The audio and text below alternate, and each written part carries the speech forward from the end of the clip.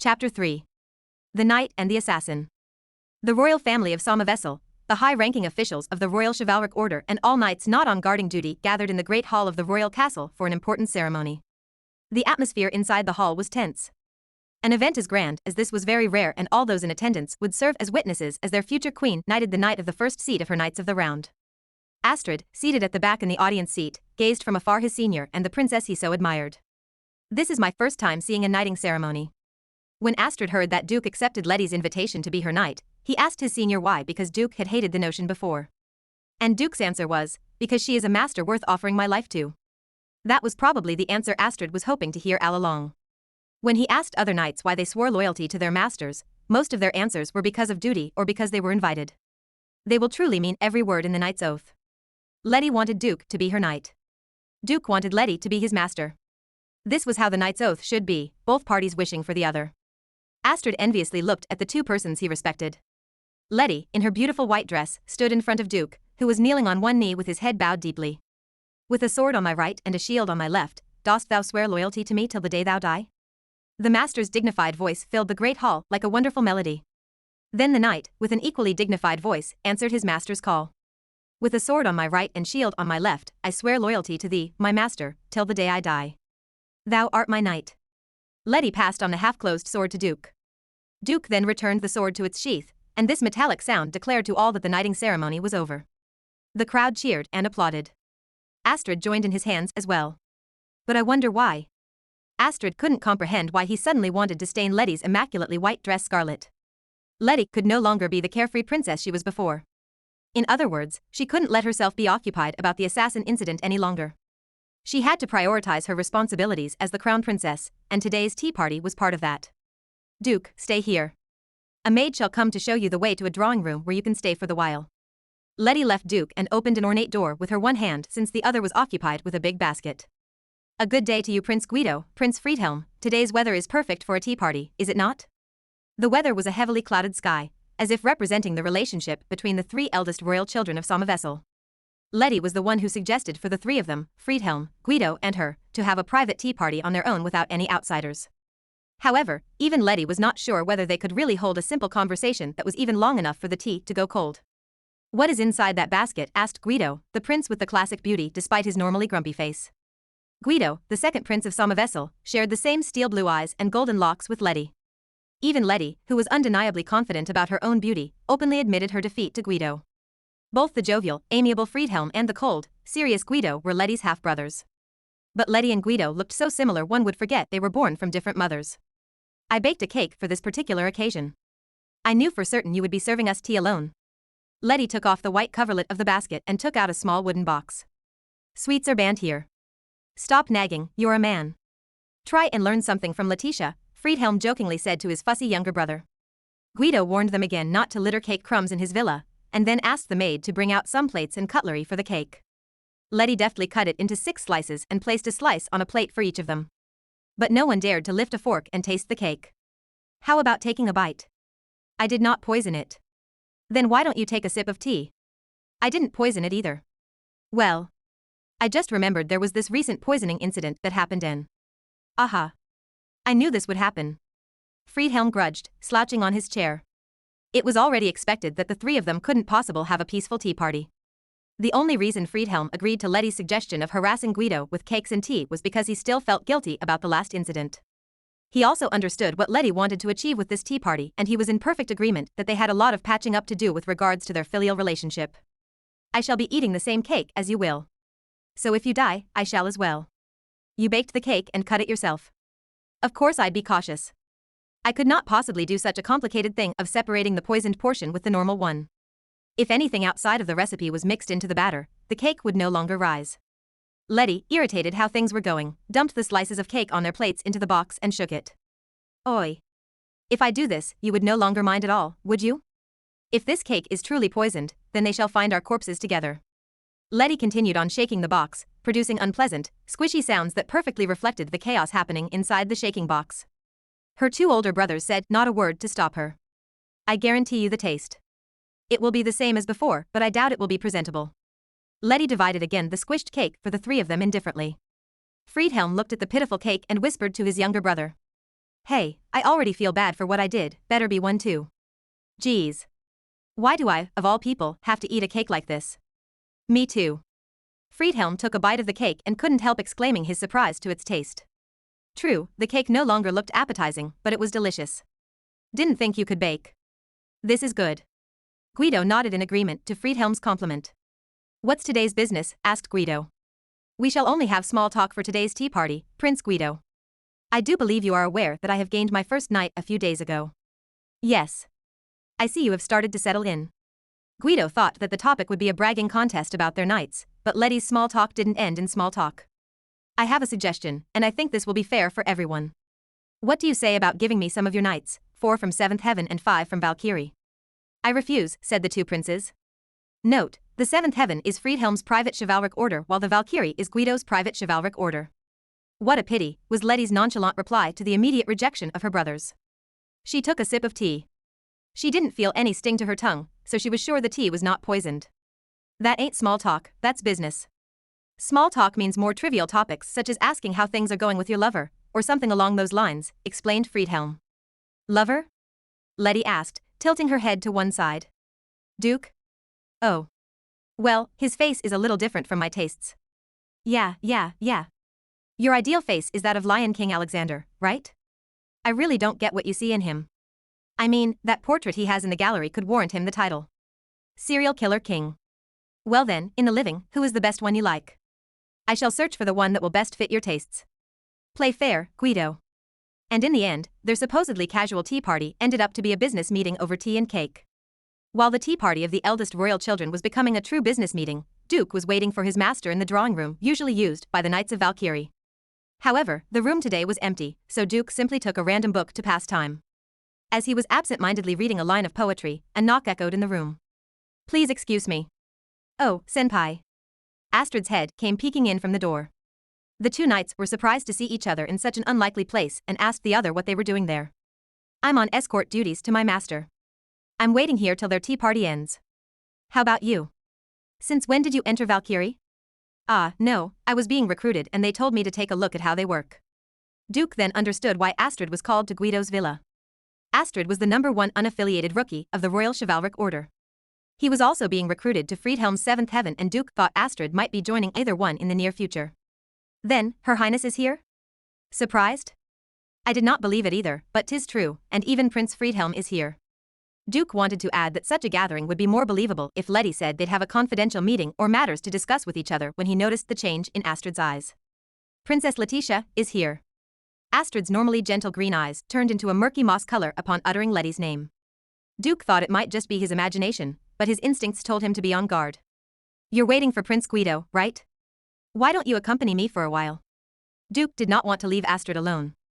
He threw his book away and tapped his fingers on the chessboard.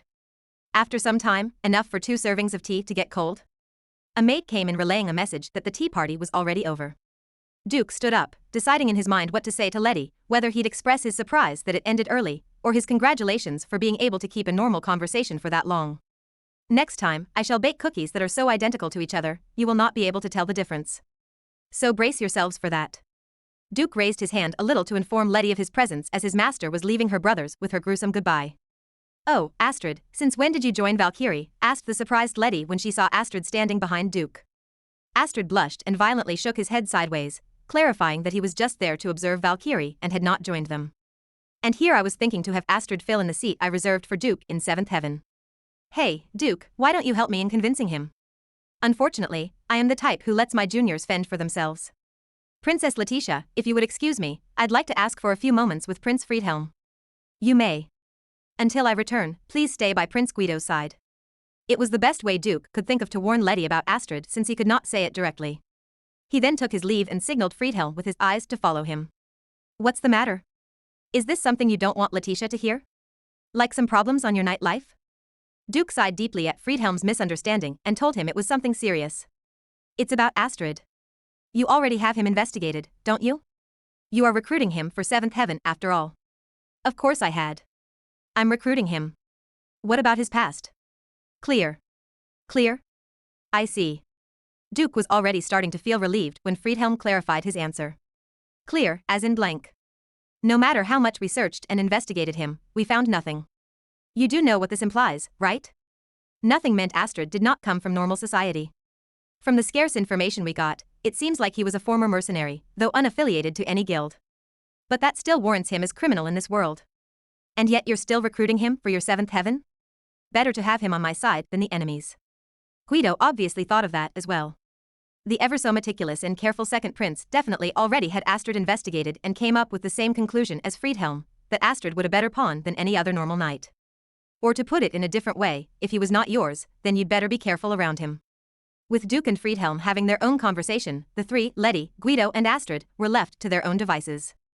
Astrid, being considerate, took a few steps away from the royal siblings and did not join in their conversation. Letty positioned herself somewhere near Guido so she could shield him if anything happened, and she could still keep an eye out for Astrid. Is Queen Sophia doing well? I have not had the time to visit her recently. Letty began a conversation with Guido while monitoring Astrid's actions. Guido, as requested by Duke, decided to accompany Letty until her knight returned. The last time I had visited her was 4 months ago. Then there is no point in me asking you since the last time I visited her was 3 months ago. Do visit her more often. I'm sure she'd be glad to see you. I really want to, but things have been difficult and complicated ever since I became the crowned princess. Guido's mother, the second queen consort Sophia, used to adore Letty. She treated Letty like a much younger sister when Letty's mother died. She was a very warm and kind person and used to tell Letty to take care of Guido. I am sure it meant to help Guido once he became the king. But Letty did not return Queen Sophia's kindness with resentment, but she was doing something near that, so it was hard to face her. You could have easily come up with a clear decision for this, whispered Letty.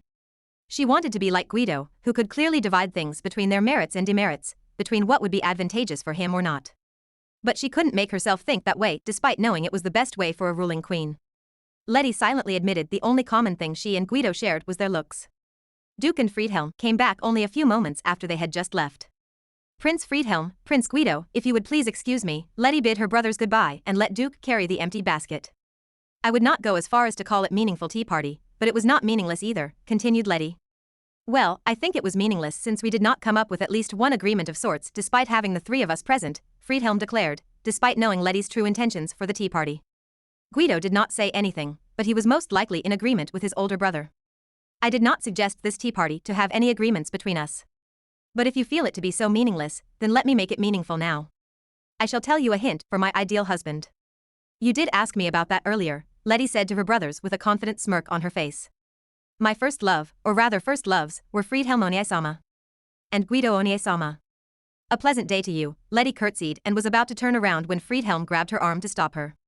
He looked at Letty with eyes full of sincerity that any other lady would have swooned and fell for him with his gaze alone. Letitia, no, Letty. I have hidden this for the longest time. I am actually my mother's illegitimate son. She had an affair with a different man and I was the fruit of their relationship. I do not have anything against your perfect delivery and timing, but I find it irritating, Letty rebutted immediately to her brother's joke. Friedhelm was nothing else but an older brother to her.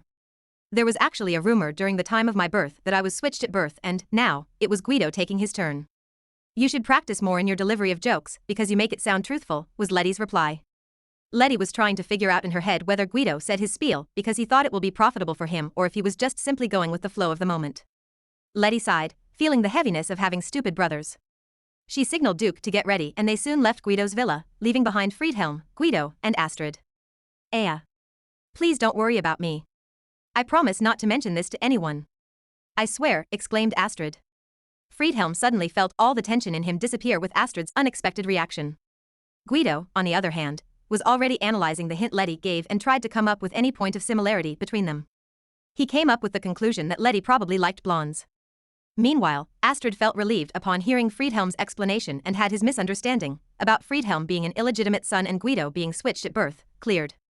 Then he heard a voice whisper to him. Today's not the best time to do it. Kill her some other time. The voice did not belong to either Friedhelm or Guido, but Astrid did not find anyone else around. Huh? What's wrong, Astrid? Astrid took another look around, but there was no one else in the area. I thought I heard a voice but, it might just be my imagination, Astrid replied, his hands sweating coldly for some unknown reason. Duke immediately took his leave from his master after he had escorted her back to the royal villa. It would be his shift soon, and he had to return to the Royal Chivalric Order's camp. However, he remembered something and turned around to ask Letty. Your Highness, what's your opinion on Astrid? Do you want him as your knight? As I had said before, taking him in will be troublesome. Any master who wishes to have him must be fully prepared to accept him.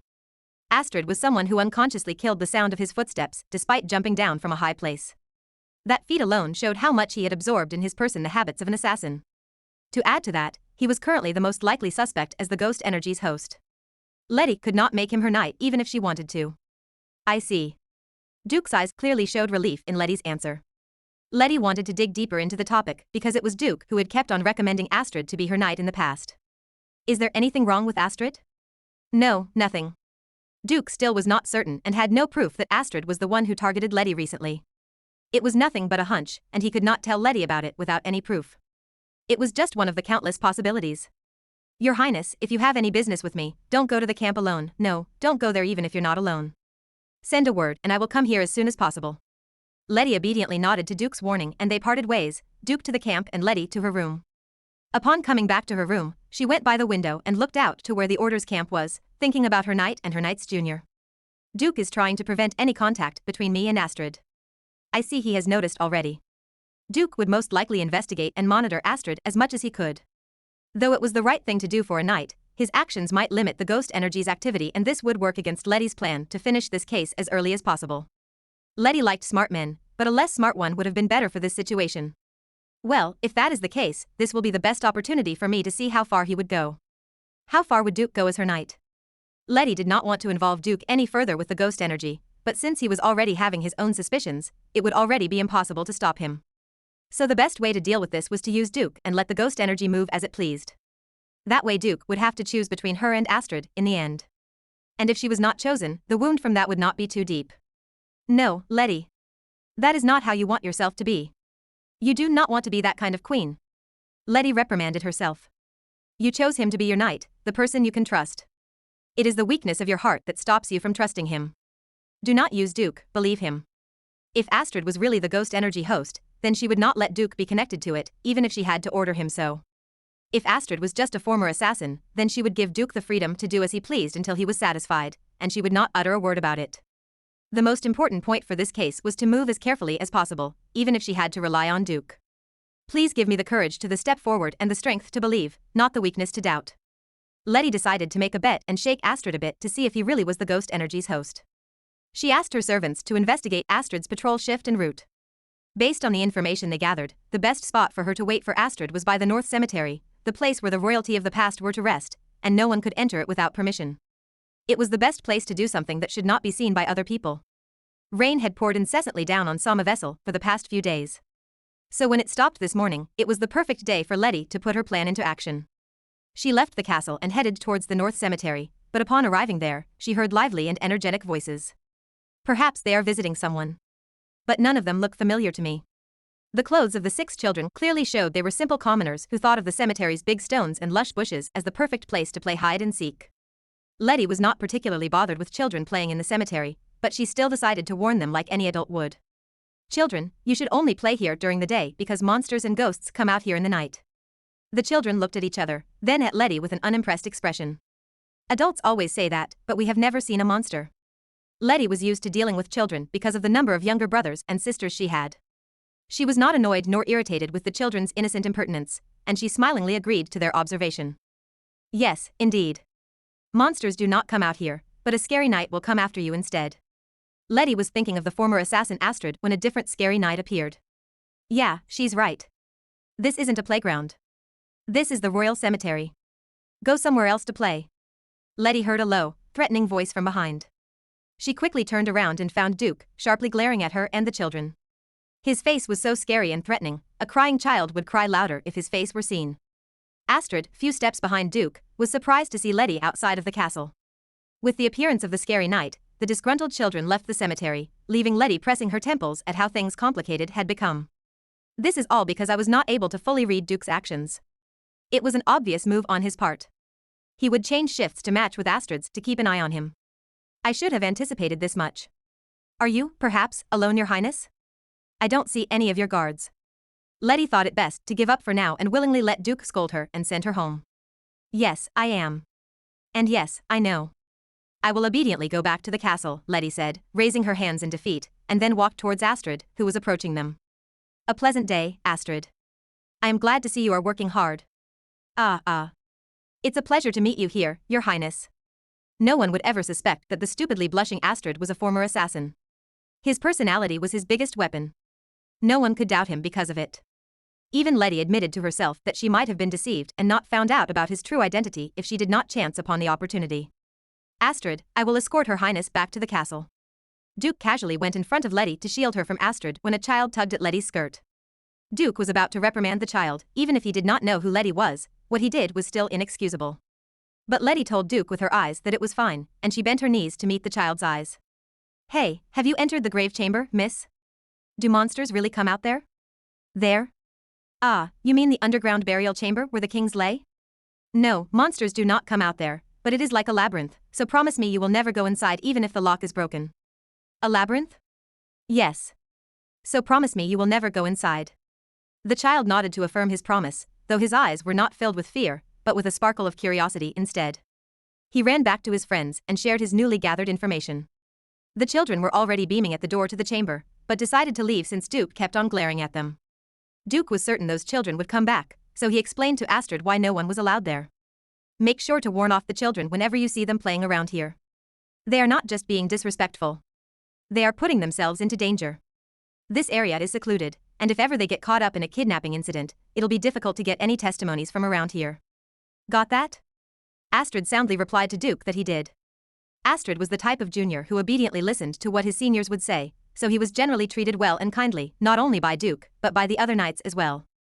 Astrid, I shall be borrowing Duke for a while. Sorry for taking him while he is still on duty. No, it's fine, Your Highness. I can do the patrol alone.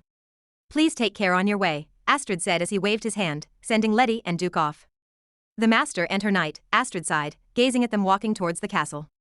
Duke was just recently knighted, but seeing them side by side was so natural that it looked like they had been together for a much longer time. He felt proud seeing his senior that way and wished that someday, maybe he could also have a master like that. And then a voice spoke. Why didn't you kill her? It was just one useless man. It was the perfect opportunity to do it. Astrid looked around, but found no one who could be the source of the voice. Who said that? Was that me? Astrid had been hearing this strange voice recently, and he knew not who owned it. Or maybe he did. Will I just really be an assassin? Can I not be a knight like Senpai? Astrid thought, and his fists clenched until his knuckles turned white. He thought the voice was from the deep darkness in his heart because it was the only explanation he could think of. Duke followed the ever-so-elegant Letty as they walked back to the castle. He wanted to reprimand her about several things, but decided not to waste his energy. He knew full well that his words would fall on deaf ears. So instead, he pointed out a different thing. What you said earlier was not a good warning at all. Earlier? You told those kids that the chamber was like a labyrinth, so they should never enter it. That was like telling them to go inside and explore it. Fortunately, the door to the royal burial chamber is tightly locked, and there is no chance of them getting inside. Even if the children wanted to explore the royal burial chamber, it was protected by sturdy doors and locks so they children could not possibly get inside it even if they wanted to. Duke told Letty not to worry much about it, but she still cast her eyes down in thought, contemplating whether she should tell him about a certain secret only known among the royal family. In the end, she decided to leave it for now and changed the topic. You talk to me respectfully when we are public. I put at least that much distinction in public.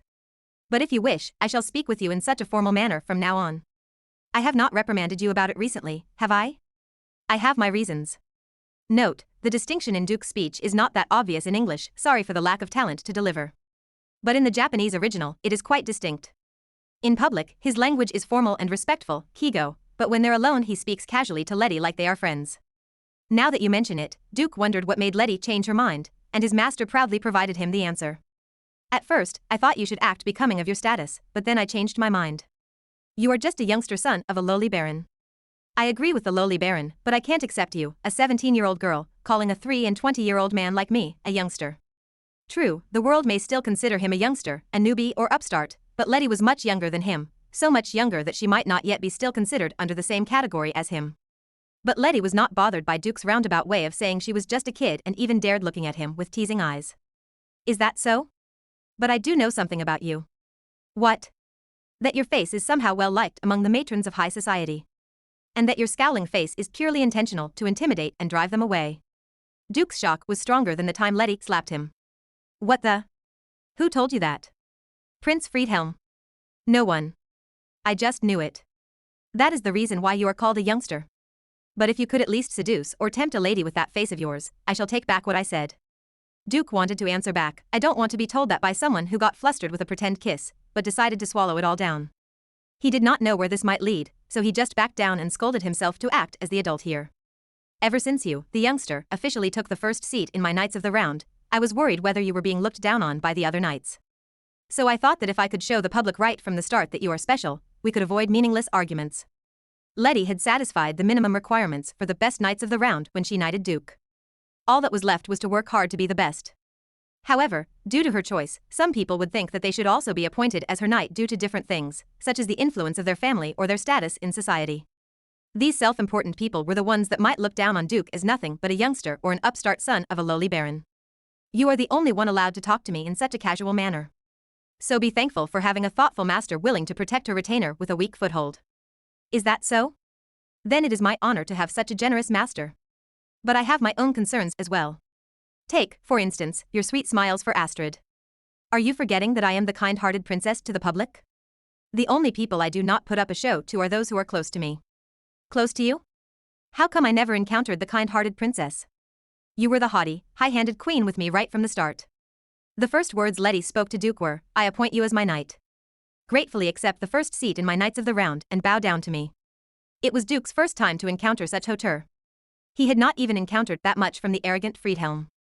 I already meant for you to be part of my inner circle from the beginning, so there was no need for pretense, Letty asserted. Duke was about to answer something in return when Letty continued on and asked him an unexpected question. I want to confirm something. Who is stronger, you or Astrid? Our results will be even for a match, at least for now. Duke indirectly indicated that Astrid would be stronger than him in the future. I see, Letty said, and looked at Duke directly, her eyes piercing and sharp. To judge your own abilities objectively is one of your good points. The two of you are evenly matched in a battle between knights. Letty's hair swayed and danced in the wind. She quietly asked Duke, how about in a real battle for life? Duke felt the weight of Letty's question. Do you remember me saying that any master who wished to take an Astrid would need much confidence and preparedness to appoint him as a knight? I am considering taking him in. And that is because you are here now. Letty openly showed Duke her trust. And Duke, in turn, understood the meaning behind his master's words. She believed Duke would be able to protect her from Astrid, and that when the need arose, Duke would be able to kill him without any hesitation. The wind grew stronger, blowing Letty's golden locks further, covering Duke's sight. The wind passed and Letty's shiny hair ceased its dance, but Duke still hadn't answered. I shall give you time. Let me hear your answer then. Letty had asked Duke if he was prepared. He thought he was the moment he accepted the first seat in the Knights of the Round, but I'd hesitate, for sure, but I can kill him. But do I really have the strength to do so? Duke shook his head, correcting his thoughts. No, I should not even hesitate or falter, for I am the knight of the first seat of her Knights of the Round. Letty did not say anything more. She turned around and continued walking towards the castle. Duke silently followed behind. Part 2. Later that night, after Letty asked her knight's resolve, she found herself in the Night King's space and the only other guest was the Lion King, King Alexander. Hey, when are you in? Letty answered she had just taken in her first night. Alexander hummed silently and stood up by the window. Today's goodbye for me. You do know what I mean, don't you? Letty understood the Lion King's complicated yet simple words and asked to confirm, is today the eve of? Alexander nodded. Tomorrow was the day he would be killed by his own knight, prime minister, and best friend who would be later on known as the Revolution King. No. Don't go. But that can't be. I will wake up and face tomorrow. I have long accepted this fate. Alexander did not live in Letty's time. If not for the Night King's space where the consciousness of the reincarnations of King Christian, the Night King, gathered in the concept of time did not exist, they would have not known each other. But hearing Alexander would die the next day was not something easy for Letty to swallow. Then promise me. What? That you will live. You will live and become a pirate who will conquer the southern seas and be the king of a country there. That theory existed in my time, so promise me you will do just as I said. Alexander laughed heartily and commented that it was an interesting theory. If I do get past this ordeal and live, I will do as you say.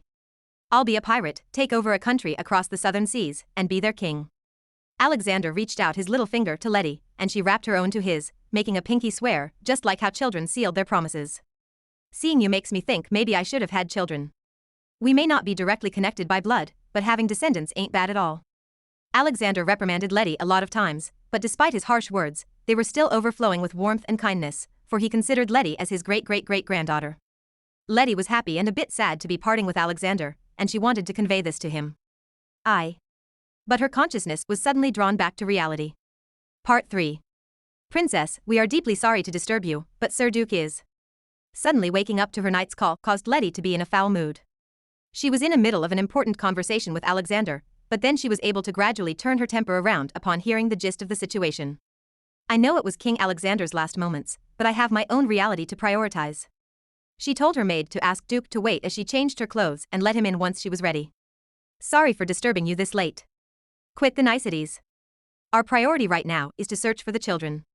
Where exactly is the place you need permission to enter? The North Cemetery. We gathered all the available knights of the order to search around the vicinity. They were playing in that area this afternoon, so we might be able to find clues there if they were really kidnapped. Duke had disturbed Letty this late in the night to ask for permission to search in the North Cemetery to find any clues regarding the lost children. Technically, it was the king's permission they needed, but it was already late and they were not sure if it was acceptable for them to disturb the king. So they thought that maybe Letty, the heir to throne, could give them the permission instead, so he asked her maid to wake her up, all prepared to receive her anger. You may go and enter the cemetery and just report to me later. If we're going to simply remind children to stay away, we wouldn't have bothered asking for permission. But if we're going to do a search, our actions might disturb the place and we need permission for that. I see. I understand. I also have the biggest responsibility for this incident because of the warning I gave them which sparked their curiosity. Responsibility? Letty nodded but did not explain any further. Let us hurry. Prepare me a horse, not a carriage. There is also no need for a lady's saddle. Thought you'd say that. It's all prepared. Duke already knew Letty would join the search when he saw her maid prepare an overcoat and walking boots for her before he even went inside her room. At first, he thought he should stop Letty from coming, but decided otherwise since he was certain she would find a way to go there. So it was better to let her go under his watch than to let her go on her own. Oh. You are not going to stop me? If you want me to, I will. Your Highness, please stay here because it's dangerous outside, recited Duke monotonously. Only the king, my father, can order me. We are going. Duke smiled wryly, thinking how Letty-like her answer was, and threw her the coat. Letty caught it easily and followed behind Duke's brisk pace without lagging behind with her long, elegant strides. They hurried outside, walking together, side by side. Have I ever told you I can ride a horse alone? During this time, ladies in their dresses were not supposed to ride horses astride nor alone. They usually rode horses side-saddled with gentlemen leading the horse. A lady of noble birth who could ride horses was considered strange for trying to accomplish an unnecessary skill for a lady. Letty simply learned how to ride one so she would not lose against her older brothers and knew it would be embarrassing for the whole kingdom if their ruler could not even ride a horse alone. You're just a princess on the outside, right? I mean inside, you are exactly like Prince Friedhelm during our academy days. Your incognito walks and the inconveniences you cause me. They are identical. You know your master well. If there's anything different, you're a good actress playing the princess you are truly not, making you the more troublesome one. You really do know me well, Letty said again, her voice laced with amusement, no trace of her being offended. Princess. Where are you going at this hour? To the North Cemetery. Also. Letty gave orders and instructions to her servants who came after her, and she told her guards that they may come if they wanted to. After she had said everything she needed to, she hastened outside. Letty and Duke, accompanied with 3 of her guards, headed toward the North Cemetery.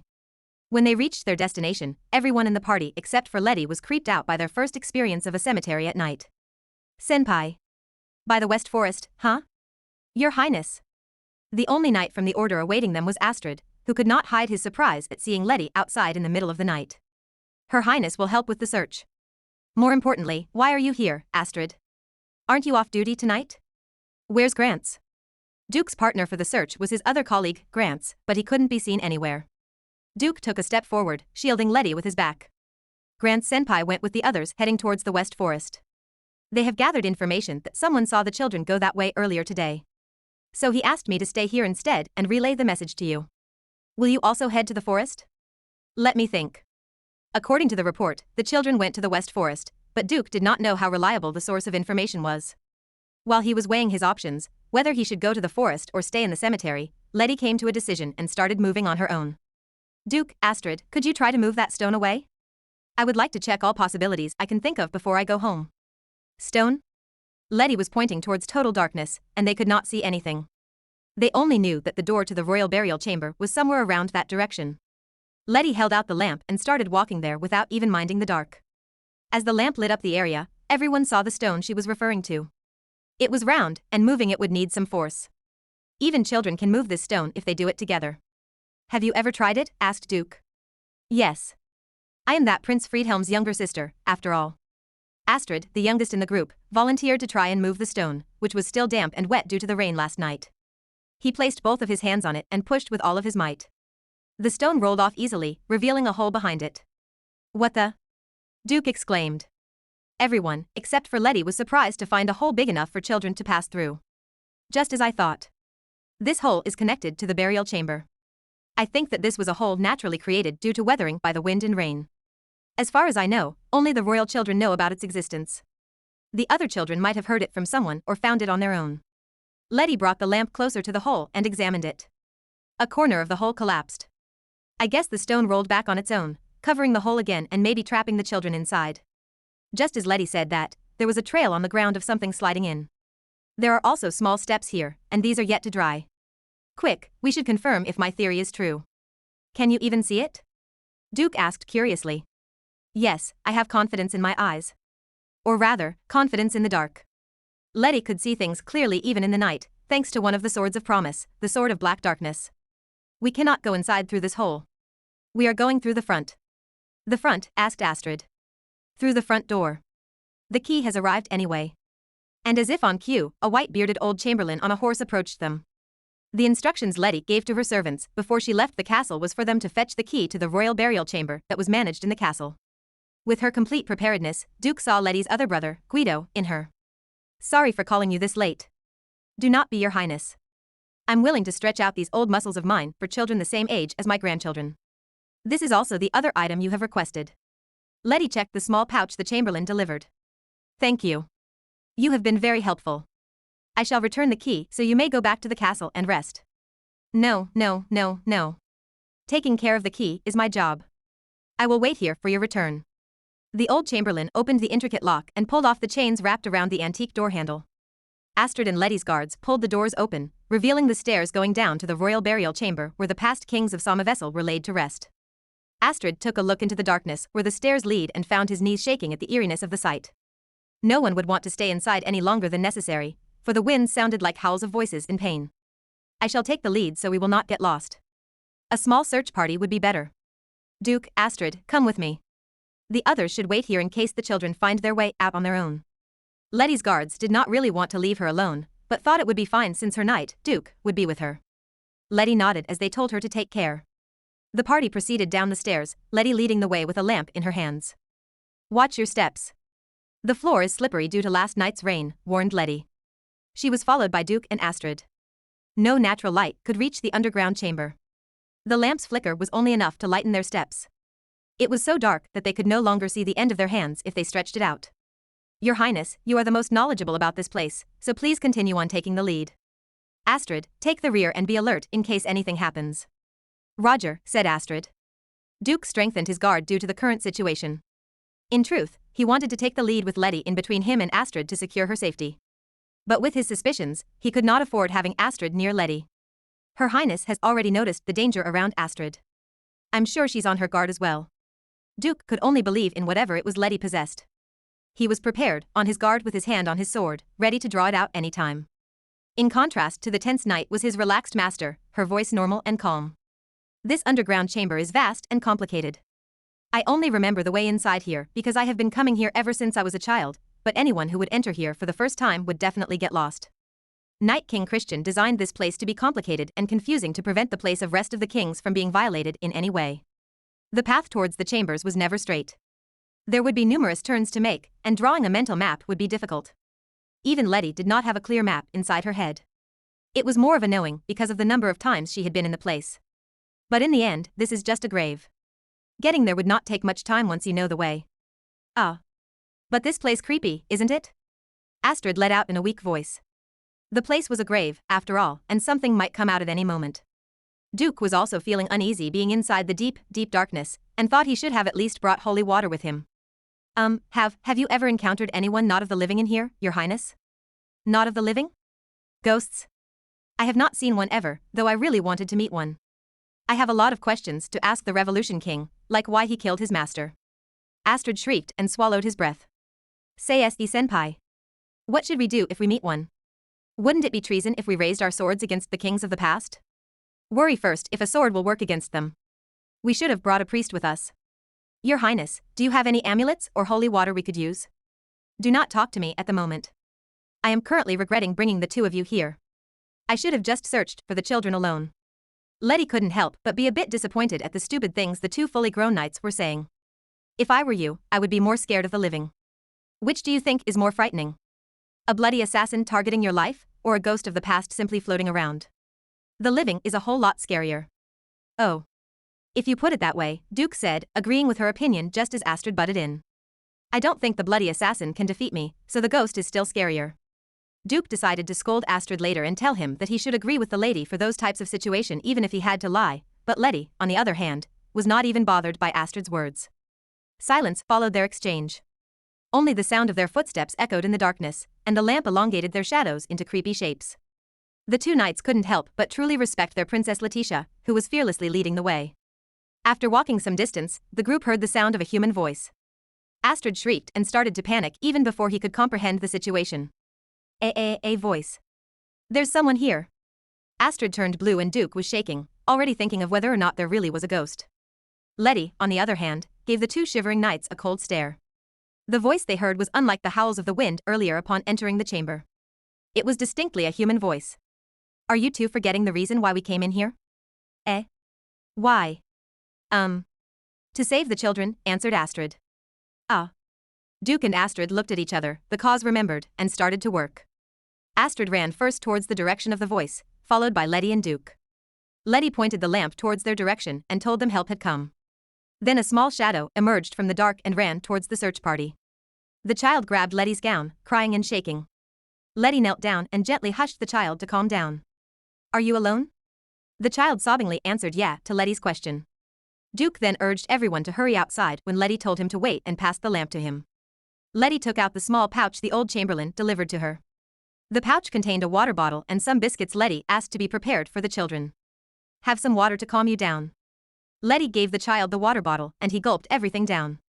Letty followed up a biscuit to his mouth before he could even ask for it. Letty stood up again and took the lamp from Duke. You're surprisingly kind to children. And to women too. Even I share the chivalric spirit of knights. The party started to walk again towards the exit.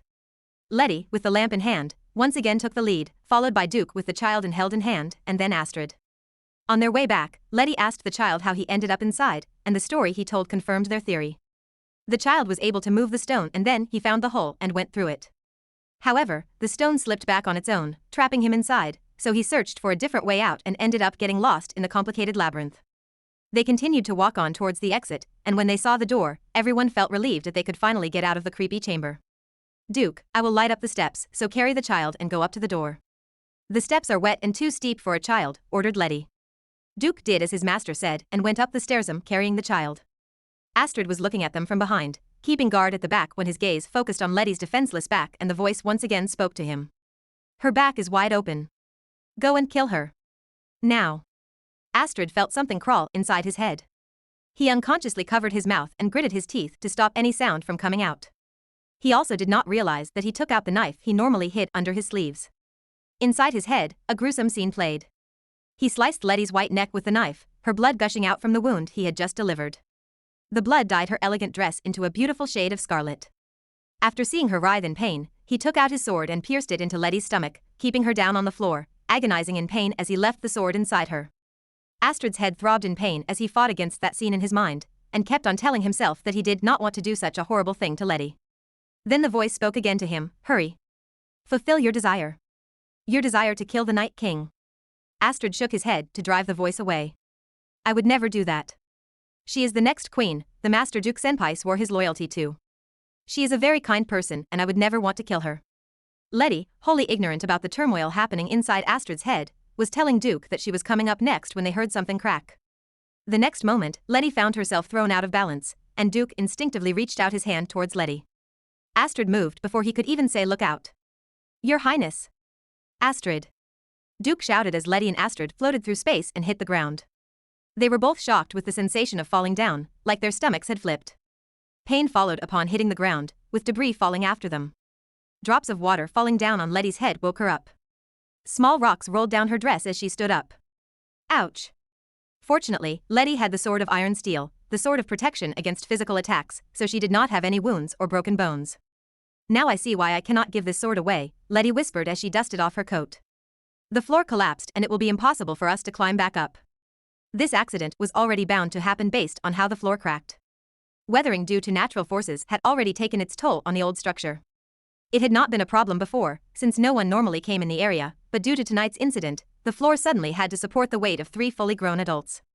Gladly, there was no need to worry much since Duke was outside and he saw exactly what happened. He was probably already organizing a rescue party for them. Astrid, are you alive? Ah, Your Highness. Letty heard Astrid's answer somewhere near her. He quickly stood up when he heard Letty's call and looked around, trying to remember what happened to them. He then realized everything when he saw the hole above them. The voice vanished probably because of the shock he received due to the fall. I will not do such a thing. As long as I keep my head clear, I will not fall and give in to the assassin in me. Astrid reiterated again in his mind his resistance against what the voice was telling him. He dusted himself off and straightened. Astrid, you do have a knife with you, do you not? Could you lend it to me for a while? I broke my nail and I would like to fix it before it gets any worse. I only have a spoon with me. A confused Astrid handed to Letty his knife, wondering how she knew about it. Letty carefully took the knife and slowly trimmed her ring finger. Rest assured, I will not tell anyone about it. Astrid took a step back, not knowing what to do now that he had been found out. Your abilities were not due to a talent for swords. What you have is an ability for killing. My eyes are very discerning. I see. Astrid was relieved to know that what Letty referred to was his past and not the murderous thoughts he was having about her recently. But he soon realized he had to deny it. No, Your Highness, I am not. Really, I am not. If you insist, then you are not. Though I have a question for you, out of curiosity. Why did you want to be a knight?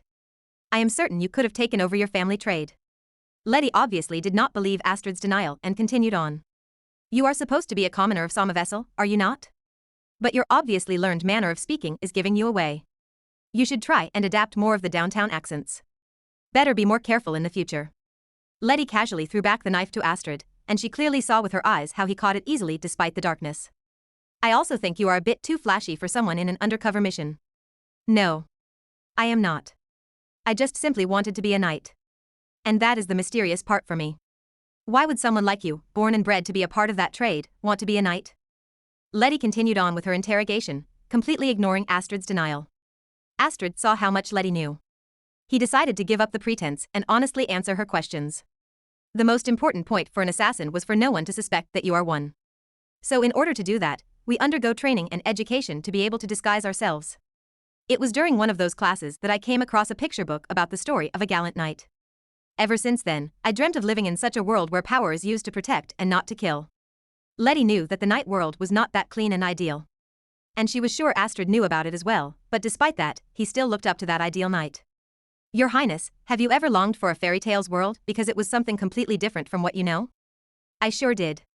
I longed about it because I knew it was impossible. I truly wanted to be the Astrid I wished I could be, so I left my home and family. Astrid tried before to tell the other assassins about his dream of becoming a knight. However, they laughed at him and mockingly told him to give it a try. Hearing that particular sarcastic remark made Astrid realize that it was exactly what he should do, to give it a try, so left his organization as the first step in fulfilling his dream. Letty acknowledged Astrid's resolution to make his dream come true. I understand that feeling. But I am always worried. Worried whether I am smiling correctly or talking properly. I underwent training on how to smile, but I was not really sure whether my smile was how it should look like, Astrid said with his usual refreshing smile on his face. Seeing Astrid's expression, Letty realized that Astrid only had one smile. It was likely because he did not know that there were other kinds of smiles, like a smile hiding sadness, a smile with a tinge of hurt, or a smile that had accepted everything that fate might throw at them. Everything about me, my smile, my words, my personality. All of these were created for people to like me. I was not sure whether someone like me had the right to live in this world. The Knight Academy's course is for 2 years, correct? That means you are only on your 2nd year of quitting being an assassin. So what are complaining of, youngster? Letty, only a year older than Astrid, called him a youngster. If Duke was there, he would have probably blurted out, aren't you as well? I have been called the perfect princess, though that title has recently been degraded to leftover princess. Anyway, that title of being a perfect princess was not given to me when I was born. It was something I earned for trying and being one for the past 17 years. My smiles and my words are all created to be liked by everyone. Is that so? Yes. Tell me, Astrid, do you like Duke? Yes. Duke-senpai is strong and everyone relies on him. He's amazing. Have you ever felt happy when you are with him? Yes. Just recently, he praised me for good work done and… Astrid continued on telling stories of what he did with Duke and the other knights. He probably did not notice, but his expression was different than his usual smile. He looked kind of embarrassed, but still happy, an expression befitting his age. Let me ask you one last thing. Do you know anything about the ghost energy? Ghost energy? I'm sorry, I know nothing of it. Do not mind it. I am sorry asking such a strange question. He does not seem to be lying. Besides, if he really was the host, I am certain he would not have let this perfect chance go to waste. Maybe it is safe to say that he is not the host. Her suspicions against Astrid were not yet completely cleared, but there was also the possibility that he was just a former assassin.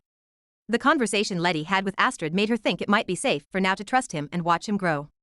He was doing his best to be his ideal self, and he was currently on his way in making the necessary connections needed to achieve his goal in the Royal Chivalric Order. Remember that feeling you have now and never forget that. Try imitating me and what I have done these past 17 years. Some are still for show, but some had already found their way in me, making them a part of who I truly am, Letty advised. 17 years, Astrid looked at Letty with respect, and that respect was already turning into adoration. Looks like our rescue has come.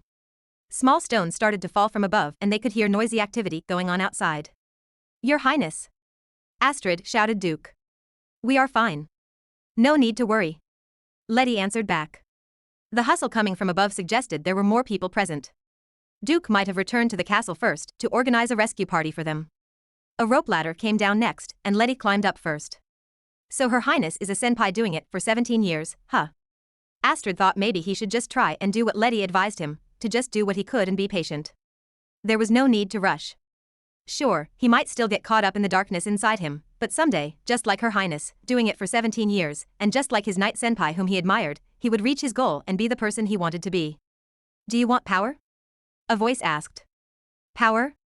Yes, power. Power to be the person you aspire to be. To be the person I aspire to be, a knight like senpai. Astrid's senpai was a knight of the 6th rank in the Royal Chivalric Order, Duke Barchet. He was desired to become the knight of a wonderful master, Princess Letitia, and Duke himself wished to be Letty's knight. Duke was exactly like the knight in the picture book he read when he was a child. Yeah. I want to be like him. I want to have that power. Then allow me to grant you that power. The contract has been sealed. No matter how much urging the voice did to make Astrid kill Letty, it did not work. But when he was asked whether he wanted power to become his ideal knight, he showed a chink in his armor. He showed the desire to have power. Honest and straight people like him were weak against intricate deceptions, and the voice did not let this opportunity pass. It had finally succeeded. Astrid's body started shaking, shuddering. Something was slowly crawling inside him, taking control over his body. His nails clawed on the wall, screeching as it moved, but the sound was nothing compared to the storm raging inside him. I shall become one with your body and will grant you the power you wished for, in exchange for your life. Astrid opened his eyes, confused, not only what was happening to him, but also about the unknown memories that were filling his head.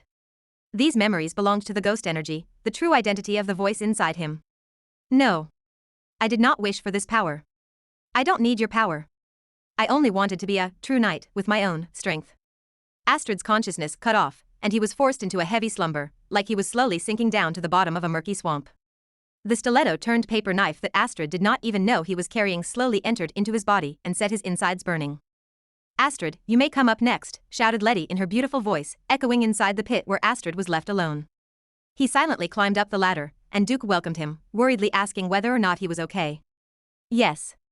I am fine. The lamp's light set Astrid's body aglow, and that sight was reflected in Duke's eyes. However, a different person was reflected in Astrid's piercing emerald eyes. Oi, Astrid. A steaming hot shower will be refreshing, won't it, senpai? Astrid said in his normal cheerful voice, but Duke was not at all convinced and knew he should not let his guard down against Astrid. Astrid, stay here. I'm certain the children will no longer dare come back, but still stay for a while, just in case something comes up. I will send additional members once I get back to camp. Ordered Duke. Duke was aware that Astrid was off duty, but he did not want Astrid anywhere near Letty, so he gave that unreasonable order. Astrid nodded in acknowledgement and sent them off, watching them as they headed back to the castle, leaving him all alone. I have finally taken over this body. This is truly wonderful. The best body compared to any other bodies I have taken in the past. Burning his life force is such a waste. There was no one left to witness Astrid laughing like a lunatic in the middle of the cemetery. Your Highness, did anything happen down there with Astrid? Duke asked as soon as Letty got off the horse in the royal stable. A conversation. Besides, I do not think Astrid is someone who would do this and that to a lady. Not that. I know you know what I mean. Astrid is planning to kill you, finished Duke in his mind and conveyed it to his master with his eyes. He knew Letty's life was in danger, but he did not have any proof, so the most he could do was to warn her and remind her to be careful. Anyway, I'll escort you until your room. And if anything happens again, call me. Letty's villa was filled with maids and servants. If anything happened, there would be an immediate witness. They were on guard all throughout their walk back to the villa, but in the end it was not at all needed, and they reached Letty's room. I'm sorry for disturbing you today. Leave the rest to me. I'll report to you tomorrow, or rather later. Tomorrow is already coming. Hearing Duke say tomorrow is already coming made Letty remember a conversation she was having with a certain king before all of this commotion happened. I'll wake up and face tomorrow. Then I'll be killed. Tomorrow is already coming, Letty mused. Her time and the Lion King's time were different. For Letty, it was supposed to be a thing of the past, a part of history, but it felt to her like it was only going to happen when the morrow came. Duke, stand right there, ordered Letty, and then she blew off the candle's fire. Oi. Duke was about to turn around and ask her what she was doing when Letty scolded him to stand still. Tomorrow is coming. Yeah, it is. Have you ever, in your life, wished for it not to come? Maybe. Then Duke felt something land on his back with a soft thud. Judging from the height and feeling, it was probably Letty's head. You will never betray me, won't you? The Revolution King was King Alexander's cousin, best friend, and trusted knight. He was the only person who lived after going against the Lion King's opinion. That showed how much he was trusted, and yet he still betrayed his own master and killed him. You know what, I can't do it even if you ask me to. Replied Duke. Letty softly whispered, I see. There was no better answer than the one Duke gave her. Letty thought King Alexander might have had these kind of moments with his knight, and he would never know why he lost it. Letty, too, had no means of knowing. Thank you. Good night, Letty said, and her knight took his leave. Letty would probably no longer drift to the Night King's space tonight. She would simply have a normal dream and hope that the Lion King would fulfill his promise. The child did not have any wounds and is completely fine. He was already scolded by his parents, so the order no longer added to it. As for the West Forest. The next day, Duke came back to Letty, reporting what happened afterwards. He was relieved to see she was already back to the princess he knew she was, and not the young lady who showed weakness last night. Lastly, for the royal burial chamber, we have talked with the chamberlain regarding the hole and the collapsed stairs. The order shall take shifts in guarding the place until everything has been repaired. That's all for the report. Thank you for your work. Take this with you.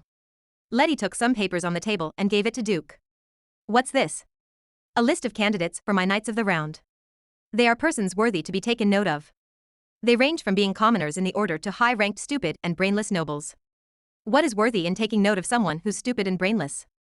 I did say high-ranked. They are more useful than low-ranked fools. Oh. I see. Duke looked at the paper and scanned the list. I already have the background check of the top 10 candidates. The reports are attached there. They will be your future subordinates, so you'd better take a look at those. I understand. Duke finished looking at the list and was about to read the background check when the first name he saw was very familiar, and he unconsciously addressed Letty with a simple, Oi. I remember telling you that the only person allowed to address me that way is my husband. Do you have any questions about the list? Astrid's name is in here. Astrid Gale is one of the best candidates skill-wise. The rest is up to you. Letty first thought that having Astrid as a knight was troublesome, but her opinion was starting to change. Astrid's desire to be a knight was strong. Maybe she could look over his dark past and see where his future would go. If left free, Astrid would probably end up in either 7th Heaven or Valkyrie. For Letty, it would be better if he would choose 7th Heaven, because Friedhelm could accept him for who he was, including his past. That is all for now. And one last thing. Do not forget the evening ball hosted by Lauenstein 10 days from now. You will be coming as my knight, so remember to come in your formal uniform. Roger that. Though I feel that it'd be more of a marriage meeting under the pretense of being escorted by Prince Friedhelm. I agree. He has been preparing for this and has been annoying me ever since. We shall take our leave as soon as I can think of a good excuse, so make sure to do whatever it is you need to do and strike conversation with any lady you fancy early in the night. You are currently not in a relationship with anyone, are you not? I suggest you find your partner now, for we shall be very busy in the near future. Duke wanted to answer back with, "Are you my mother?" but restrained himself and simply said that he did not have one for now and took his leave to go back to the camp. "Good morning, senpai. Last night was terrible, right?" cheerfully greeted Astrid when he saw Duke approaching the camp. Duke, fully alert to Astrid's presence, greeted him back and told him to do his best for the day. As he passed by Astrid, his junior slipped something in his hand. He gave Astrid a questioning look, but Astrid simply looked back as if he did not do anything. After walking a few steps, Duke looked around to check if there was anyone nearby and straightened the small piece of paper Astrid gave him. "A message? Please don't throw this away." "What does that mean?" Duke checked the paper if there was anything else on it, but he found nothing. Astrid acted like he didn't know anything about it, so Duke could only guess at the meaning behind the paper. The next day, the same thing happened in the morning, and then again at night. Now that he had received 3 pieces of paper, he finally understood what they were for. Each piece was part of a letter. "Please don't throw this away. I have a favor to ask. Please protect Her Highness." "I will." Duke could not comprehend why Astrid was doing this. He could have just directly relayed his message or wrote a normal letter instead of piecing it out. And every time Astrid gave Duke the letter, he always played innocent about it. Duke was completely lost at where, exactly, this was heading until he received the 4th piece of paper. "Please don't throw this away. I have a favor to ask. Please protect Her Highness." "I will," Duke recited from memory, as he had read the messages 1,000 times trying to decipher it. And the purpose of the letter was unveiled with the 4th paper. "Tell you how you can kill me." Duke was a noble, but he had always worn the knight's formal uniform whenever he attended balls and gatherings as a knight.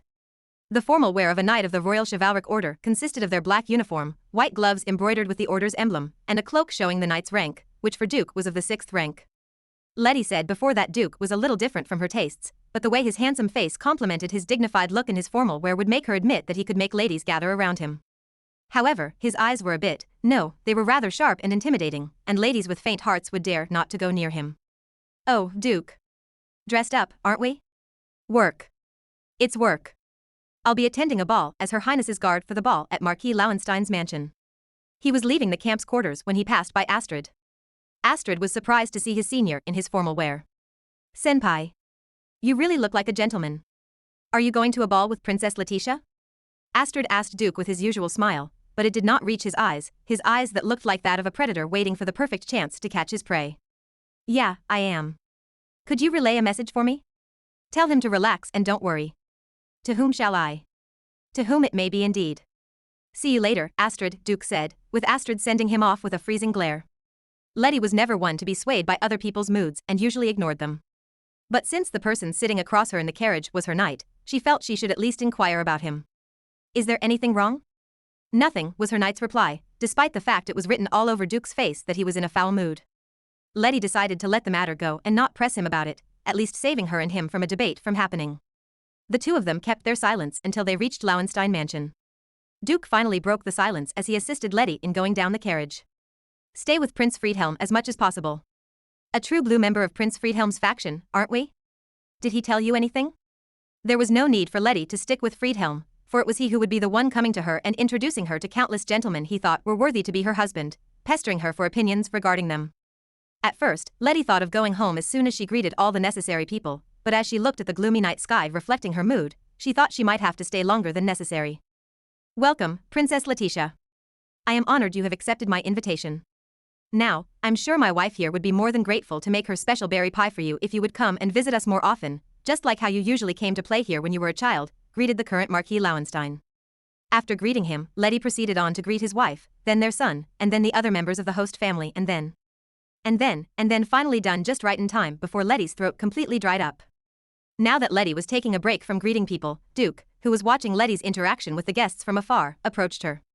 "Your Highness, I would like to leave my post for a moment. An acquaintance is in attendance and you may go and do as you please. I give you my permission." Duke, though a knight for this night's party, was still an heir of a baron, and Letty was sure he had his own share of greetings to do. "Thank you. Please stay by Prince Friedhelm's side during my absence." "He will. I need not come to him, he shall be the one to come to me no matter how much I avoid him." True enough, Duke Riley agreed and addressed Letty once again before he leave. "Your Highness, I shall give you my answer here. I will not hesitate to clear any danger lurking around my master, even if the said danger is my adorable junior. Duke? A knight's vow to thee. With that, he left. Letty had asked Duke before if he was truly prepared to be her knight, and he gave her the best answer, but she did not feel joy. What she felt was worry and concern that something was wrong and that she had to stop Duke from going wherever he was headed to. Your Highness, how do you do? I hope you are enjoying the night. Your headdress suits you perfectly, complimented a young lady. Ah, thank you. The appearance of another conversation partner prevented Letty from calling out to Duke. She searched for him with her eyes and saw him tip his head to her before he vanished into the crowd. I shall catch him later and ask for an explanation. But Duke never came back after that. Letty chatted idly with the other guests, elegantly holding a goblet in her hand and casually looking around, calculating the best escape route. She had already spent enough time not be rude wanted to search for Duke already. Behind that door is a rose garden full of untamed thorny rose bushes. It's gonna be pieful. Would you please stop reading other people's minds, Prince Friedhelm? Letty had distanced herself from Friedhelm all night, but he had finally caught her. Letty put her goblet down on a tray held by a servant and accepted that her fate was in Friedhelm's hands. Hey, have you seen Astrid? I wanted to introduce him to Seventh Heaven tonight. No, I have not. I guess my invitation was too weak. I should have given him a proper one. Letty took a side step to the left, but just as expected of her brother, he already knew what she was up to and casually grabbed her sleeve, unnoticed by anyone, and dragged her back to the party. How about that gentleman wearing the blue coat? The one to your right. He seems picky, and that is a too good reminder of Prince Guido, so no. Aren't you picky too? Do not group me with that sweets-hating man. Letty's words made Friedhelm remember that Guido's villa had banned all types of sweets inside, and he shivered at the cold thought. He shrugged off that horrible idea and continued on marketing his husband candidates to Letty. Then how about that man with the golden cuffs? The one with red lining on his coat. He's the oldest son of Earl Eckerd. A capable person, but do you expect me to marry a person 2 decades older than me? I might mistakenly call him father. Your complaints are endless. Well, tell me, who'd be good enough for you? Letty replied with her usual answer, the looks of Lion King Alexander, the abilities of administrative King Karl-Heinz and the personality of one-armed King Oswald. In what novel did that King Oswald come from? I already tried searching, but I haven't come across him yet. You may come across him in the near future. He is a gloomy person, but he is capable of finishing things once he decides to do it. Now, if you could please excuse me.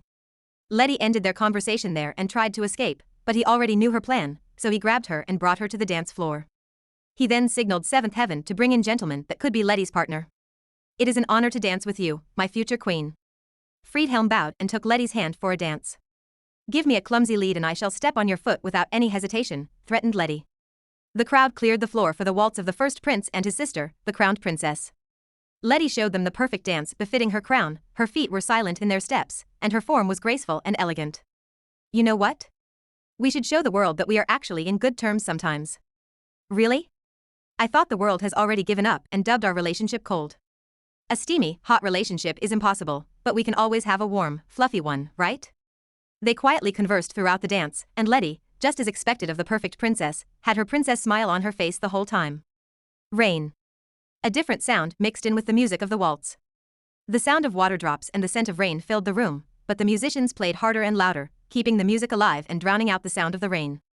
The roses in the garden bent their stem, the flowers heavy with rainwater, but not Duke. He kept standing on guard outside in the garden, waiting for someone, even after it had started to rain heavily. He took off his wet gloves and threw them away, but they did not land on the rose bushes where they should have. You finally came. The gloves did not fall on the bushes because they hit a man. Duke's hand was already resting on his sword, ready for whatever might come. Senpai? Is there anything wrong? You'd catch a cold out here. Prince Friedhelm invited me so I came to greet him and... Quit your lies. Duke did not want to fool around, so he cut Astrid's obvious lie and asked him directly, Astrid, who am I? The knight of the first seat of the future Queen's Knights of the Round, or so I heard. Yes, I am Her Highness's knight and I am most sensitive to the murderous intents directed at my master. The sun had already set and it was difficult to see in the dark. The strong rain made it harder to see, and Duke depended only to the faint light coming from the mansion. But despite all of this, Astrid kept his smile. Who are you? You are not the Astrid who gave me that letter. So who are you? Letter? A letter he probably wrote by taking back his body for a few moments to write and give it to me. A letter that said I should protect my master from himself, from you. Ha ha ha. That explains those few moments I lost consciousness. This boy was doing that. What a heroic deed. But futile. He was asking for the impossible. Ha ha ha. This did not provoke Duke and he simply kept his cool. The real Astrid, his junior and not the murderous Astrid in front of him, taught Duke a way to defeat him. Included in that action was his junior's wish, for him to be able to stop whatever the other Astrid was planning to do. Don't worry, Astrid. I will make it happen. I will stop you. Duke took out his sword and charged at him. Let's do this, Astrid. A fight till death.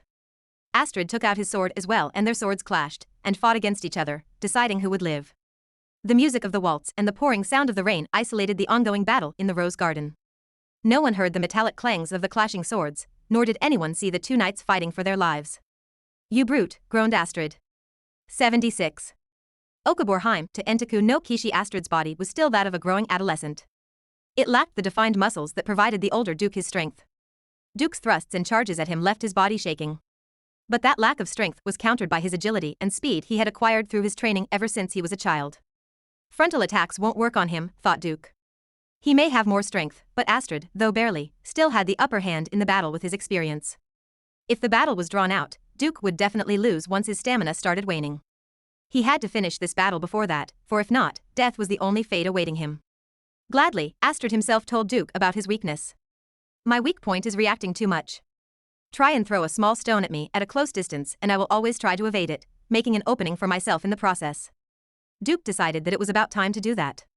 He feinted that he could no longer hold off all of Astrid's attacks. Then he removed his left hand from his sword and slid out the coin he hid in his sleeves. Once the coin was in position, he flipped it towards Astrid. Getting hit by a coin was not painful, and there was no particular need to avoid it, but Astrid's body moved instinctively, creating an opening in his stance. Duke would not let this perfect opportunity get wasted. Duke's body moved all on instinct. His heart was yet to follow on what he was about to do, but he knew he had to. Do it, Duke. Don't hesitate. Duke told himself. He held his sword tightly with both hands, raised it up and slashed down Astrid's body from his shoulders across his torso. The move was enough to make a mortal wound and cause Astrid to lose blood. Or so it should have. What the? Duke felt like he was slicing through a boulder. Astrid's uniform was clearly cut, and blood was dripping down, but the wound was supposed to be deeper and blood should be gushing out. I see it does not work as well as the Night King's sword of iron steel.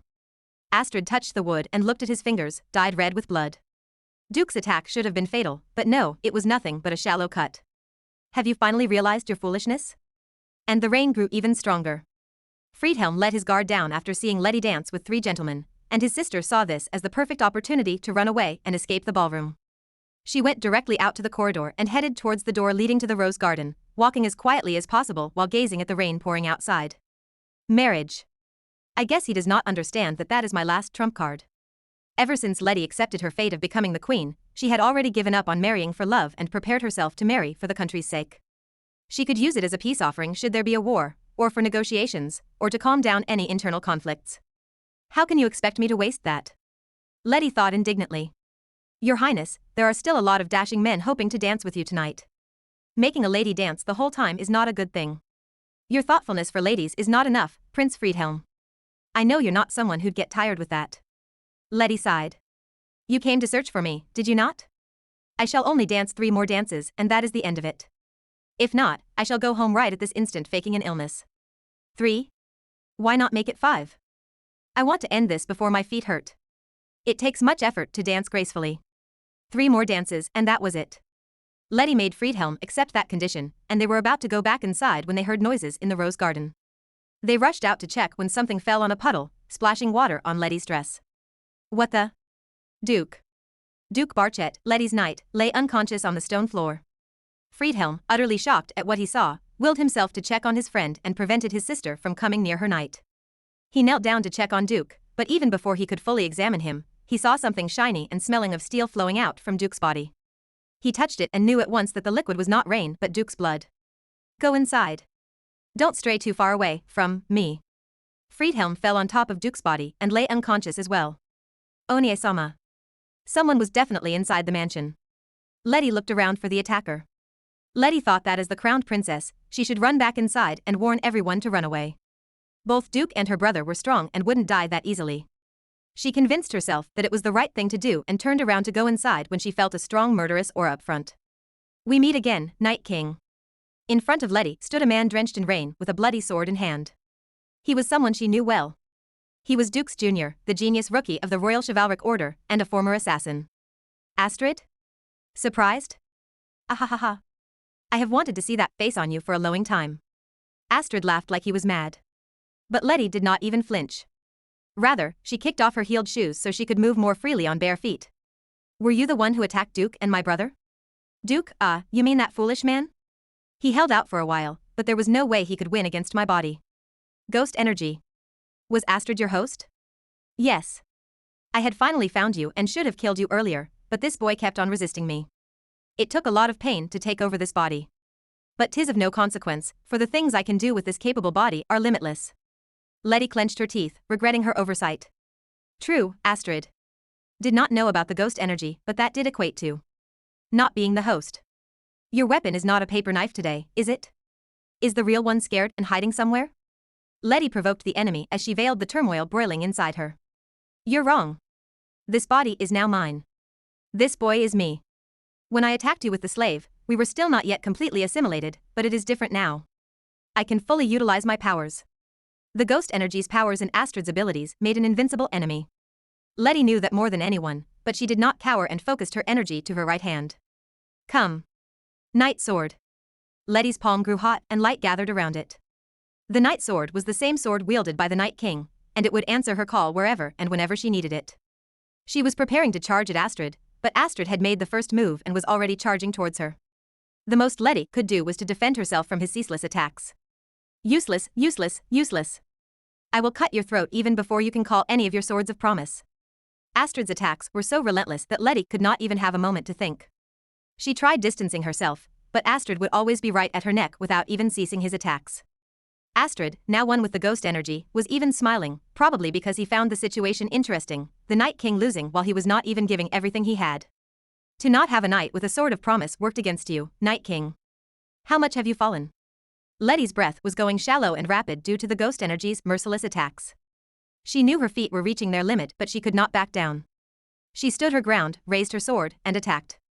This era is different from the time of King Alexander and King Karlheinz. There is no need for such power.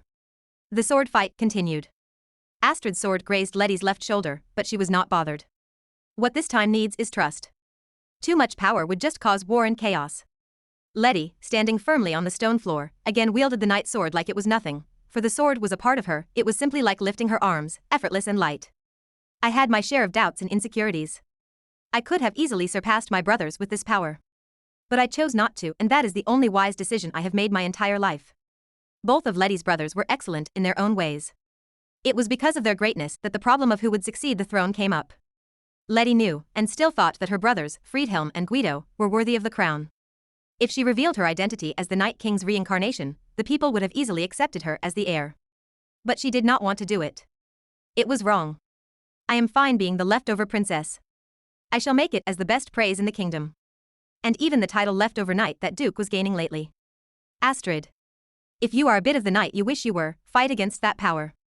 Lack of exercise and practice had finally taken its toll on Letty. Her chest was painful and she was already having hard time breathing. She regretted not training her body before. But she could not give up.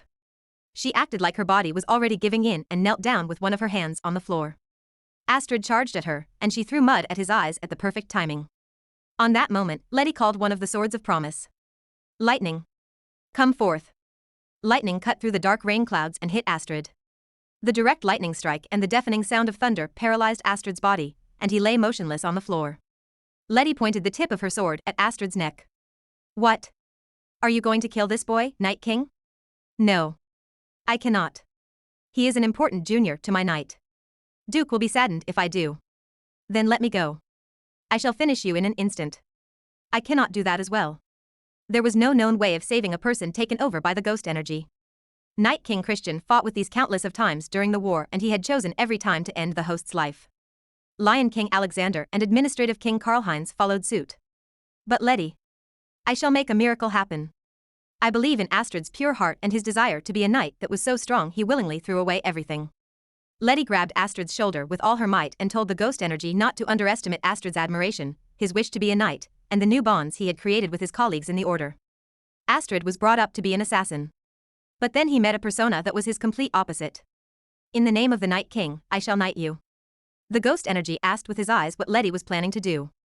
And he needed not wait for the answer. With a sword on my right and a shield on my left, dost thou swear loyalty to me till the day thou die? Letty hoped fervently for Astrid's answer. She held his shoulders tighter, willing the true Astrid inside to answer her call. Ah, Astrid's eyes faltered and Letty saw it as another opportunity. She repeated the knight's oath once again. Astrid's body started struggling, fighting himself. Wake up, Astrid Gale. Were you not going to be your ideal knight? Wake up. And as if in answer to Letty's reprimand, Astrid opened his lips, free from the ghost energy's control, and mouthed, I swear. The words Astrid silently uttered were not the formal answer to the oath, but it still meant his promise of loyalty, and that was enough. Letty closed her eyes, removed her hands from his shoulders and forcefully pressed her palm on his chest. Thou art my knight. I grant you the sword of white light to prevent the darkness from swallowing you. Letty's eccentric history teacher told her that the swords of promise might have been a work of fiction, for not even one sword remained, unlike that of the Night Sword. But the truth about them was only known by the reincarnation of the Night King. The truth was that the 12 swords of promise existed, but they could never be found, for each of these swords lay inside the body of the Night King. A sword bathed in light and shining brightly appeared out of Letty's hand. Its glow was different than the cool, white light of the Night Sword. The sword of white light was warm and gentle. Letty brought the sword to Astrid's chest and pushed it inside him. Stop that, Night King. I am granting Astrid the sword of white light, and I am driving you out from his body. What Letty was doing was a true knighting ceremony. It was the same one that King Christian, King Alexander and King Karlheinz did. The Night King would grant his knight one of the swords of promise, which would in turn give the knight the strongest power imaginable. Letty did not plan on giving away any of the promise swords, but this was a special case, and she had to do it to save Astrid. A normal knighting would have finished quickly and smoothly, but because the words for the oath were simplified and Astrid's consciousness was still under the ghost energy's control, there was a lot of struggle and resistance. Astrid Gale. You are not the ghost energy. You are Astrid Gale, called out Letty. Her call reached Astrid, and Letty felt him respond. The paper knife, the ghost energy's true form, slowly went out of Astrid's body and fell on the floor, and the sword of white light fully entered inside Astrid. Letty's arms gave way and she fell over him. She was exhausted, but she had one more thing left to do. Just one last thing. Letty reached out her hand and hovered it over the ghost energy. She called the sword of hellfire to purify it, burning it to ashes. Letty turned herself over and lay down on the stone floor filled with rain. The rain cooled down Letty's body, hot with all the action that transpired a few moments ago. I can no longer wear this dress, and it was my favorite. She was down and did not even have the energy to lift even a finger. Your Highness? Astrid's voice broke Letty's reverie. Astrid seemed fine already, so she asked him for a favor. If you can move, go and fetch a doctor for Duke and Onie-sama. As for me, let me rest for a while. I'm exhausted. The rain soon stopped. Once the rain clouds cleared up, the stars would definitely be mesmerizing. Epilogue. Do not let anyone come into my room. I feel awful with this runny red nose, painful throat, and coarse voice. I shall charge treason to anyone who dares come in here. Is what my master has said, so please withdraw for now. Friedhelm and Guido wanted to visit their sick younger sister, but she would not even let them come in. Duke told Letty to at least let them see her, but she was indignant about it, insisting that ladies had their own circumstances that were to be respected. Such bad luck. To be the only one down with a cold out of the 4 of you who got drenched in the rain. Guido said, making it unclear if he was being sympathetic or being sarcastic. But in the end we weren't able to know who the attacker was. The Order already conducted an all-out search but found nothing, right? If only I'd seen his face. Friedhelm was one of the victims, but he immediately lost consciousness after being hit by the attacker, and fortunately, he was not wounded. If only we had moonlight instead of rain, I might have seen his face clearly. Anyway, Astrid seemed to have given him a fatal wound, so let's just hope he's already dying somewhere out there. Duke, the other victim, said. But he, on the other hand, knew who the attacker was but was pretending not to. Letty's testimony of the incident was the main source of information for the investigation, and her testimony was far from the reality of what really happened. Her testimony went like this: Duke noticed the assailant first, but he, as well as Friedhelm, was knocked down. Lastly, the attacker was fatally wounded by Astrid but was still able to escape and is currently on the run. When Duke regained consciousness, Letty coaxed him into saying that Astrid drove the enemy away and that he was not able to see the attacker's face because it was dark. Duke glared at Letty, communicating with his eyes that she would explain herself later, and followed what his master said and has pretended since then that he had not seen the attacker's face. When the two princes gave up and said their goodbyes, "Go ahead and stay like that forever," Duke knocked on Letty's door informing her that her brothers had left. They went home already. Was that really fine? Yes. The voice from the other side of the door was a bit coarse. Duke relayed his get-well-soon wishes and then stood away from Letty's door. Just as Duke left, Leonhardt, Letty's full brother, came in with a book and a big package in his hands. Hey, Ainui. I've brought you the book compiling the post-death theories on King Alexander, cause I know you wouldn't want to read heavy literature even if you have a lot of time because of your cold. Note, Ainui is a Japanese honorific used to address one's older sister. More old-fashioned than the common Wani-san. Letty put on her dressing gown, stood up, took the book from Leonhardt, and scanned it. He then placed the package on the side table. I do not remember asking you to bring me a stupid book. I had a hard time doing research on that book, you know? You see, most of the time, searching for historical documents is a fruitless effort. If you're not masochistic in nature, you won't survive being a historian. I do not care about your masochistic tendencies, retorted Letty, but her brother did not mind her at all and continued on with his story. The most ridiculous post-death theory actually has proof, you know? All the random coincidences are connected, though the argument itself is still weak. So here it goes. 3 days after the execution of King Alexander, there was information about a blonde, blue-eyed man boarding a ship headed to the south. Now, remember that according to historical records, a faithful knight of the Lion King dragged his body outside the country for 3 days, right? So you are saying that the blonde, blue-eyed man boarding the ship was him since the time frame and their features matched? And then a year after that, continued Leonhardt, there came a story about a pirate from the west assailing the southern seas. You see, the fair complexion of Westerners stands out among the tan skin of the South, so that's how they identified the pirate. So the connection is that this pirate is said to be the blonde man's who was on the ship and who was, in turn, thought to be King Alexander. In other words, this pirate is believed to be King Alexander. Quite forced, is it not? Letty understood the point but was not convinced at all. The story does not end there. A few years later, a Westerner with blonde hair and blue eyes was adopted and was made king through a marriage to a princess of a kingdom by the sea. Another forced connection. So to summarize, the blonde man who was on the ship to the south was King Alexander. He became a pirate and conquered the southern seas, married a southern princess and in the process became that kingdom's king. It was so absurd and unbelievable, but that was exactly what cheered Letty up. I wonder if we can find a picture of the adopted king. Thought you'd say that, so I brought this with me. Leonhardt picked up the package on the side table and showed it to Letty. An artist descended from the royal family left a portrait of the king and it was included in King Karlhein's art inventory. But ironically, this painting debunks the whole theory. The man here does not look anything like King Alexander if we compare it to his portrait in the Gallery of Kings. Ha ha ha ha. Lion King Alexander's portrait displayed in the Gallery of Kings was highly exaggerated and dramatized to make him look like an evil man, and that, according to Friedhelm, was enough to warrant him the title of the murderer king. But Letty knew that said portrait was nowhere near looking like the real Alexander, for she had met the real Lion King in the Night King's space. However, the portrait of the adopted king was. No, this looks like him. The portrait of the groom reflected Alexander's mature yet childlike, haughty face. It was a better depiction of the Lion King than the one in the gallery. Oh, I see, said Leonhardt. Karlheinz probably came up with the same conclusion as Letty did. He might have learnt about the book, found the portrait, and thought that it looked like Alexander. So he included the absurd book and the portrait in the royal inventory, thinking that the theory was likely to be true. Thank you. That will do. I shall take a rest for now, thanked Letty. Leonhardt found his sister satisfied and left her to rest. Letty closed her eyes after she heard the door shut and hoped to meet in her dreams the king turned pirate turned king again. But as soon as she closed her eyes, she felt the wind blowing inside her supposedly closed room. You know, you should ask Duke to teach you about proper etiquette around ladies. Letty woke up and pressed the temples of her throbbing head. She was not sure whether her headache was due to her fever or to the new visitor. Your Highness. What I did last night was inexcusable, begged Astrid, deeply bowing his head before Letty. What is inexcusable is what you did just now. Entering the room of a sick lady without permission, and through the window, is unheard of. Scolding younger people was not a part of Letty's hobbies, but she had to teach Astrid proper manners. Anyway, putting that aside, it was fortunate that Duke was the only one who saw you last night. I have already warned him off, so there is no need for you to worry. But to raise a sword against a member of the royal family means rebelling against this country. I should be sentenced to death. But I do not see you at fault. You are still young. It is better to die after you have served the kingdom with everything you have. You have just started and have not given anything at all, correct? Yes.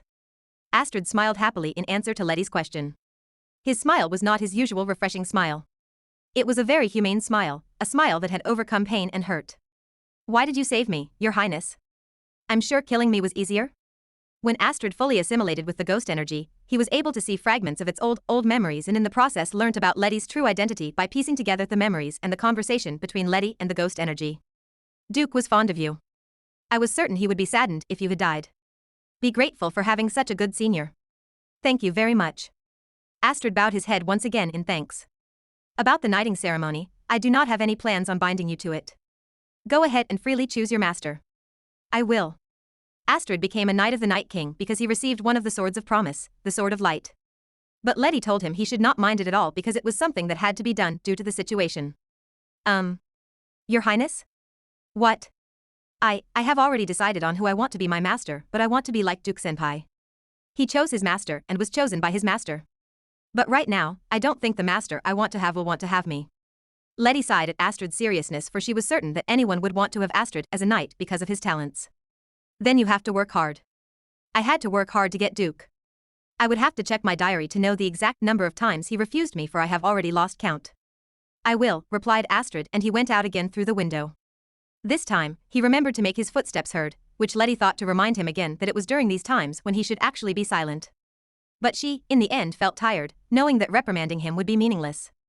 Hey, I heard footsteps just now, did he come? Yes, a little while ago. You do not have to worry. Everything is over. Duke went inside Letty's room after hearing footsteps rustling outside. He scanned the room and found the lock on Letty's window open. He thought it was unlikely for the sick Letty to get up only to unlock the window, thus his conclusion. Any plans on filling me in with the details? I would not say I do have any plans. Let me think about it. Letty sighed, thinking how she would explain the reality that sounded like it was straight out of a fantasy novel. That she was the reincarnation of the Night King Christian, and that Astrid was overtaken by an ancient enemy of the Night King that took the form of a paper knife, and that to save Astrid she had to grant him the Sword of Light, one of the Swords of Promise. Sorry about what happened. In the end, you had to fix everything on your own. And to think I'm the one Astrid relied on, too. Do not be sorry. This problem was something personal in the first place. You need not feel responsible about it. I have to finish personal matters on my own. That's it, the end. Say anything more about it and my fever will rise. I, unlike you, could not save someone simply because I like them. I guess I should be thankful for you, Duke, for providing me with an excuse. Duke looked like he wanted to say something more, but respected Letty's wishes. Duke, how are your wounds? Fine. I was not wounded in any fatal areas. I'm all right. How? About Astrid? Duke had to be the one to settle things about the incident in place of Letty, who had to rest due to her cold, so he had yet to have the chance to talk to Astrid about the incident. He is probably fine. He will be a good knight. I heard he has already set his heart on someone to be his master. I hope that person will be a good master to him. I see, I wonder since when? Do you know who? I did not ask that much. Only that he also wants his master to choose him. The best possible candidates for the master Astrid wanted was either Friedhelm or Guido, but if he really thought about it, there was no need for him to check on Seventh Heaven or Valkyrie if Astrid wanted to join them. Then could it be? It's possible, but no. He might have fallen in love with some noble lady out there. What is this feeling? Duke kept on denying one possibility he thought of by thinking of other possibilities, but the more he did, the more he felt something he could not name. The feeling was not anger, shock, nor was it unpleasant either. But it was not a good feeling, and Duke added another crease on his forehead, trying to figure out what the feeling was. Part 2. Tonight in the Night King's space was one-armed King Oswald and administrative King Karlheinz. Letty asked Karlheinz immediately about her most recent finding. King Karlheinz, have you encountered the portrait of an adopted king in a kingdom across the southern seas? I, at least the current me, have yet to see one. Is it something interesting? Yes. How unfortunate that I cannot talk to you about it. They, the reincarnations of the Night King, would never meet in reality, but here, in the Night King's space, they could cross time and share with each other their memories. Realizing that Karlheinz would not include the absurd book and portrait in the royal inventory with no particular reason, Letty decided to change the topic. I recently cleansed one ghost energy left in my era. They are very taxing. That was a hard job you completed, Queen Letitia, praised Karlheinz, even though in reality, he was the one facing more difficulties than Letty. She, in turn, told him to do his best and that everything would turn up fine. She then asked the other king who came from a time after hers. King Oswald, does ghost energy still exist in your time? I have not come across one yet, but if a ghost energy comes out right now when the war has turned for the worst, the kingdom might as well fall and crumble. Oswald's words were filled with truthfulness that neither Letty nor Karlheinz could laugh at it. Oswald was just as dark as usual, and to think he could just be a man of action all the time and not only when it was needed. Is King Karlheinz's art inventory still intact? Yes. It is still safe in the castle for now, but it might just be a matter of time. If you are already short on funds, selling them is one way to support yourself financially. That is one of its original purposes, after all. Karl-Heinz did not collect those masterpieces solely because he was a lover of the arts, but rather thought that the inventory could serve as a collection of items that could be sold in the future. Well, what could one expect from the administration king who, with his superior abilities on policy and planning, rebuilt the kingdom's nearly non-existent budget? I just hope there will still be citizens left who will give me a title like the administration king and the heartbreaker queen. Eh? Ho. Letty knitted her eyebrows at the unexpected words. What did one-armed King Oswald say again? Administration king of course referred to Karl-Heinz, so the heartbreaker queen was. Ack. No, I did not mean to. And Queen Letitia said there was no need for her to know the future. But please, do not let it bother you. You have a proper title. A great one. What do you mean? Just like the heartbroken King Ledger, you have a different title aside from your proper one, and that is the Heartbreaker Queen. Letty's eyes opened wide, her body shaking in anger as she heard Oswald's explanation. Part 3. Oi. Princess. Are you all right? Duke jumped into Letty's room when he heard her scream. But what he saw was Letty standing right in front of her bed and her body shaking. Tell me, am I the sensual type? Letty turned her head and asked Duke, her eyes were still and glassy. No, I mean you're more of the stoic type. She did not hate men, but she was not interested in them either. That was how Duke comprehended his master. Yes. Exactly, so how can that possibly happen? Letty turned again and looked at her bed, thinking how in the world she could get such a title in spite of how she was. The Heartbreaker Queen? Of all the titles I could get, why Heartbreaker? Just how many men did I gather that even my citizens knew about it? A name such as this would make her a laughingstock, just like the heartbroken King Ledger, despite everything they would have achieved. Future Queen Letitia! Come here and explain yourself! Duke silently slipped out of his master's room for he was certain he would be receiving the bulk of Letty's anger.